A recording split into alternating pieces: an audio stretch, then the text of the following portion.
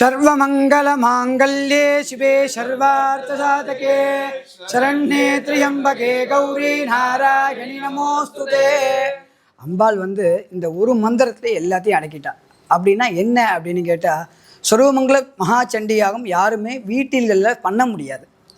யாகங்களை கோவிலில், ஆசிரமங்களில், இல்லை வெட்ட வெளியாக உள்ள இடங்களில், நதிக்கரையில், குளக்கரைகளில் பண்ணணும்னு இந்த யாகங்களை சொல்லியிருக்கு. இந்த மாதிரி யாகங்கள் என்னென்ன யாகங்கள்?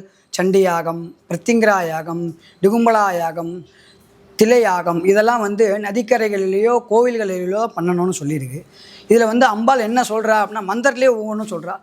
யா தேவி சர்வபூதேஷு மாத்ருரூபேண சம்ஸ்திதா நமஸ்தஸ்யை நமஸ்தஸ்யை நமஸ்தஸ்யை நமோ நமः. या देवी सर्वभूतेषु लज्जारूपेण संस्थिता नमस्तस्यै नमस्तस्यै नमस्तस्यै नमो नमः. या देवी सर्वभूतेषु तृष्णारूपेण संस्थिता नमस्तस्यै नमस्तस्यै नमस्तस्यै नमो नमः. या देवी सर्वभूतेषु मातृरूपेण संस्थिता नमस्तस्यै नमस्तस्यै नमस्तस्यै नमो नमः.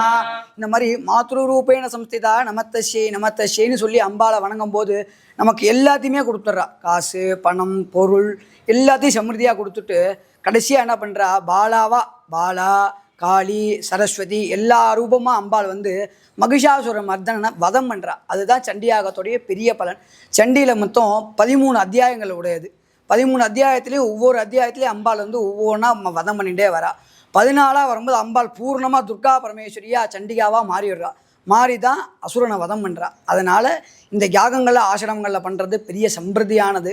மேற்கொண்டு எல்லா பக்தர்களும் கலந்து கொள்ளணுங்கிறது எங்களுடைய ஆசை. எல்லோரும் வாங்கோ, எல்லோரும் நலம் பெற வேண்டும்.